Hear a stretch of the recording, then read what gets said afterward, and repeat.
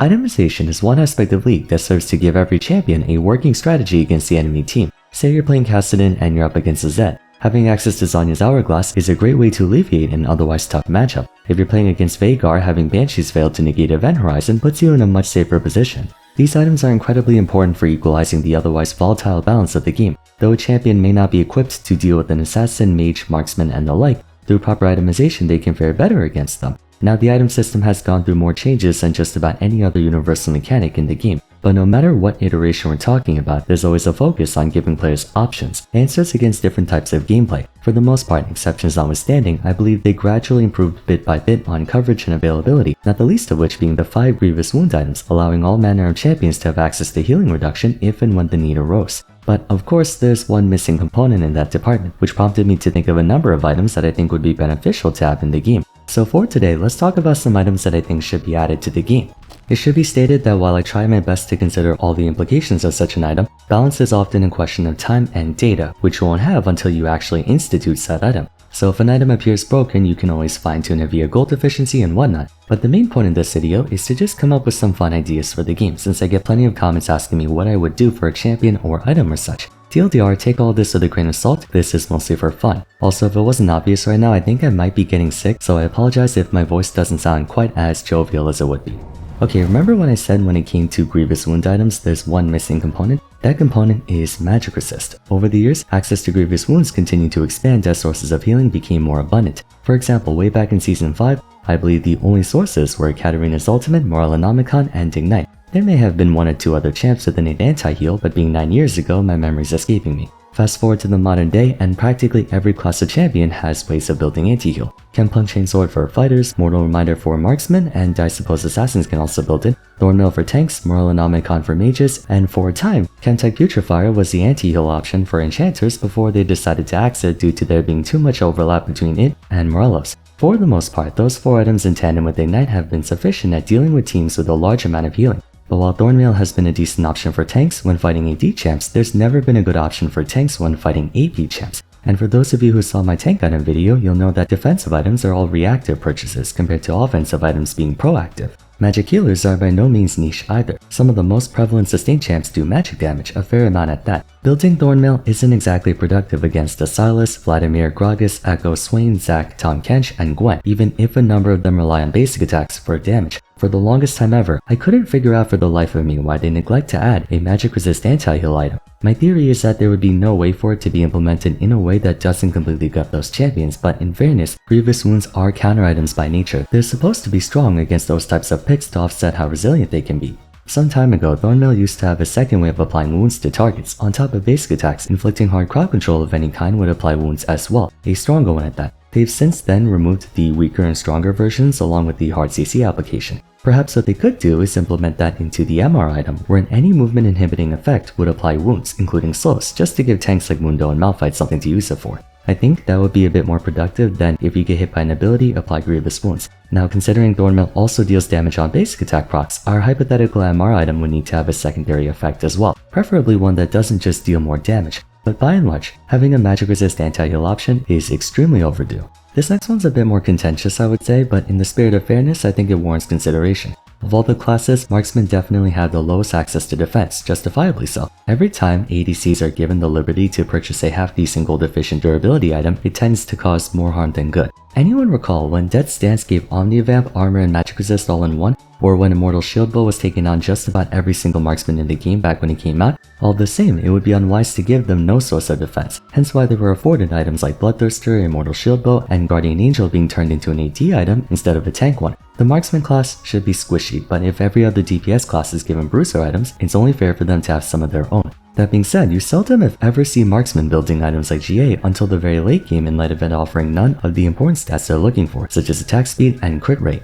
Moreover, without the proper combination of tank stats and whatnot to complement the defense that comes from items like Shield Bow or GA, the little shielding or armor they give comes off as insignificant. One such avenue for survivability that I think is worth trying out though is giving marksmen access to a spell shield. I think the reason they gave Edge of Night to assassins is because they realized 40 points of armor won't do anything to mitigate the risk of counterattack from their targets, especially if they get crowd control, but bypassing a key ability like Morgana Q or Leona's stun can lend itself a lot more to an assassin completing their task of one-shotting the enemy squishy. The same logic would apply to a marksman. 40 points of armor or magic resist won't really deter an assassin or mage who, more often than not, possess enough DPS to kill them twice over, but on the other hand, a Talon, Syndra, or whatnot would be less emboldened to attack if they see a spell shield on them, since blocking a single stack of Talon's passive or Syndra's E can make all the difference. While it shouldn't be too gold efficient on account of spell shields themselves being extremely impactful, it should still aim to contribute towards the build conditions of marksman. In other words, they should try to make it have an assortment of attack speed and crit chance. That way, a marksman can build a defensive 3rd or 4th item without delaying their 100% crit rate power spike.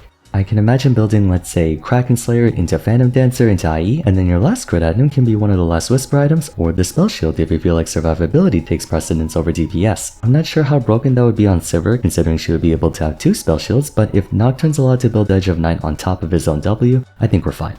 Besides, I like the idea of opportunity cost. You either choose 35% armor penetration or survivability, and believe me, not building LDR is a huge loss in damage late game as it is. Okay, now we're getting real deep into controversial territory, but once more, this is a for fun video, not a super serious one. Black Cleaver, but for magic damage. Hear me out, I know AP champs already have tons of tank shredding and magic pen options like Liandry's, the blighting jewel items, malignants, not to mention sword boots, but having covered AP bruisers in the past and their poor itemization as a result of how easy it is for non-AP bruisers to also abuse them, indulge me for a minute, but I think it would be awesome for sustained fighters to have a way to shred tanks. The nature of Black Cleaver's stacking mechanic makes it less efficient on champs who need to frontload their damage. Most mages are burst or rotation heavy, so there's not many opportunities to land 5 separate instances of ability damage on a target outside of battle mages. By no means is a battle mage class weak, but I do think they and the AP bruiser / juggernaut classes have a rough time dealing with anyone who builds a modicum of magic resist, as they don't have the luxury of building shredding items until much later.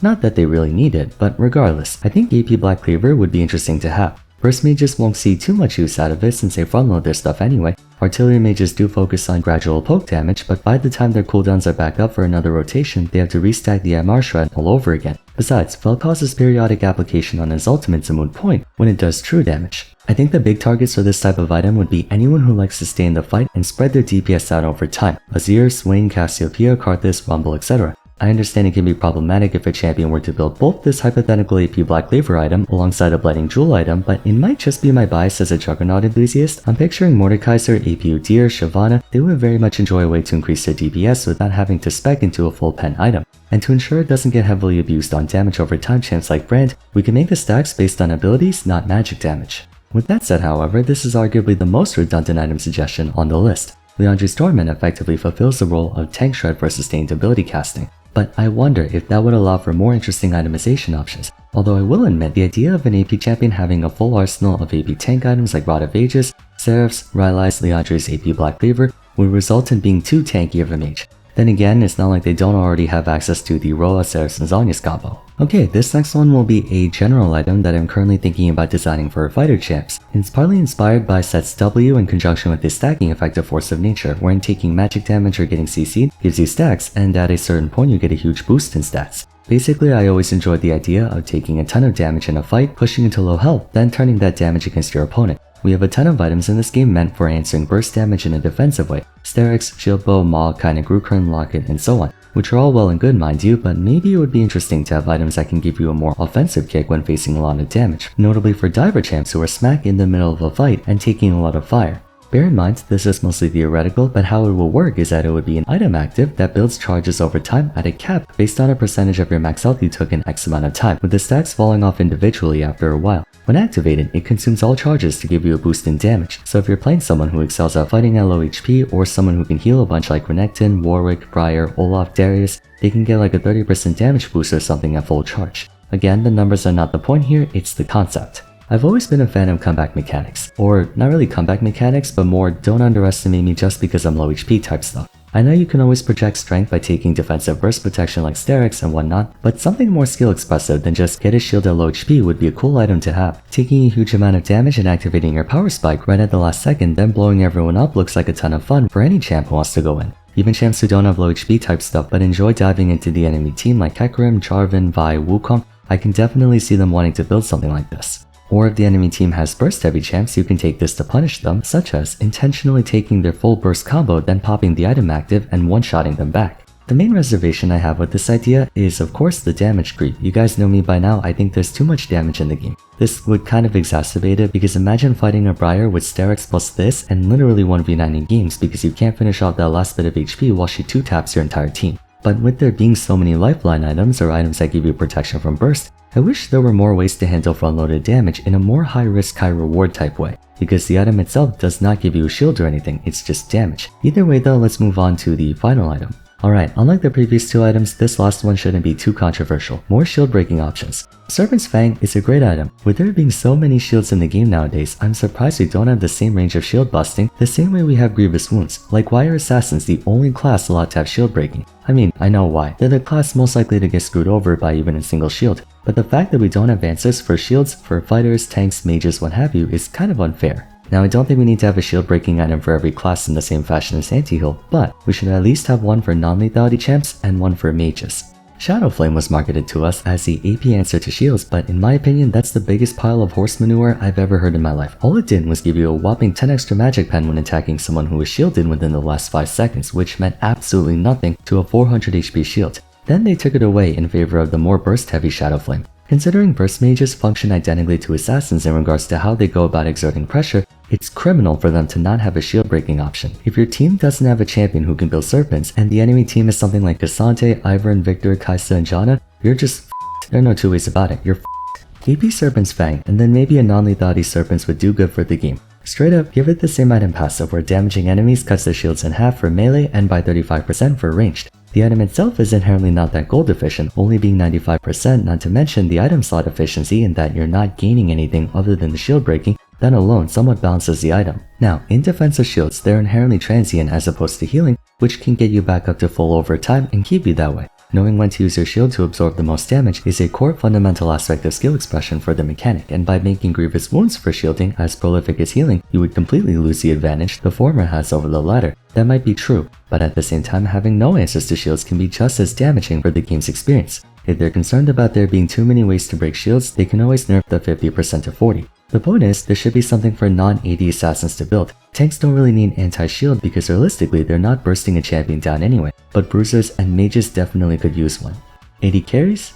I guess maybe, but after a point they do so much damage with no loss of out time anyway. Besides, I already threw you guys a bone with the crit spell shield. Okay, that wraps up my 5 item ideas for League of Legends. I think the one I want the most is definitely the MR Grievous Wounds, followed by more shield breaking options. I tried to make this as fair as possible, so I wasn't trying to give all 5 items to a single class, but what do you guys think about these concepts? Do you think they're cool to have or complete BS? You're welcome to share in the comments. That's gonna be it for today, so if you enjoyed the video, a like and subscribe would be greatly appreciated. Don't forget to follow me on Twitter @VarsVarum, join my Discord server, and check out my other item discussions if you haven't yet. But till next time, thanks so much for watching, and I look forward to seeing you again soon. Take care.